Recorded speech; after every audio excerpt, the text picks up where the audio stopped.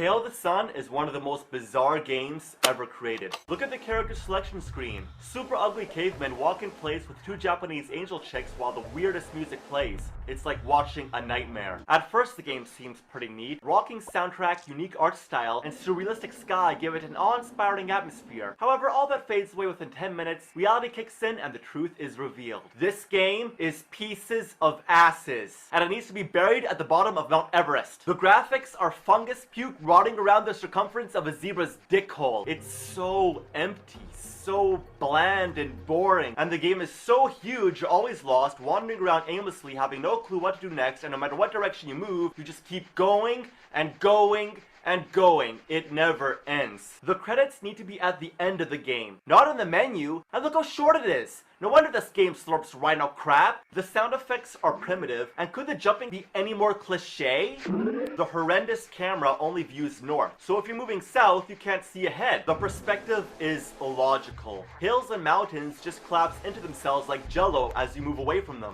What the damn? Why is there a wall of water on this mountain? Can I go around it? What?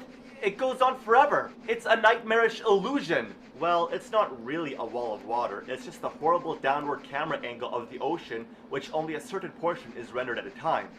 What a piece of shit. Cave Boy walks slower than a slug, and the joysticks do nothing. You have to use the D-pad to move. Thankfully, you have the option to run, but because he walks so fucking slow, running shouldn't be an option, it should be default. But look how he runs. He runs like he has to take a diarrhea, or like he's scared shitless because he sees the entire universe spiraling out of control in the sky. The swiftness tattoo makes you run faster, but he jumps even faster, so no matter what, you might as well keep bouncing. If you jump off certain hills at just the right speed and angle, you'll practically touch the clouds. It's ridiculous. Sometimes he keeps skipping across the bumpy ground, which really gets irritating. Controls are so awful. No, it's the end of the universe. Jackrabbit ass. You had to ruin the fun. Who falls asleep while running anyway? Honestly. Even worse, he sleeps for like 10 hours every 2 seconds, and he'll literally fall asleep and implant his face into the ground whenever he wants. It's the biggest waste of time. If you keep waking him up, he'll die because he needs to sleep to recover energy, so you might as well just wait.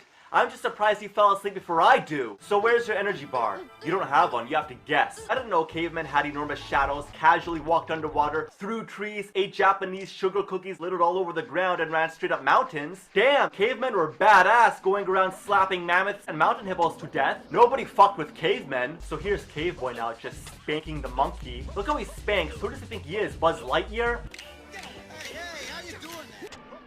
Oh, you stupid, idiotic, moronic imbecile! What's the mammoth doing to me? Trying to make a mammoth? That was bad, I apologize. You have to be at just the right angle to pick items up. It's a mess, and you'll just end up mashing the buttons. Then they just float above his head like he's supposed to be holding them up with his arms. Even dumber, there's a picture of him like this in the manual. There's no excuse. Every time you die, a soul bird comes and takes your soul away. How many drugs were they on when they made this game?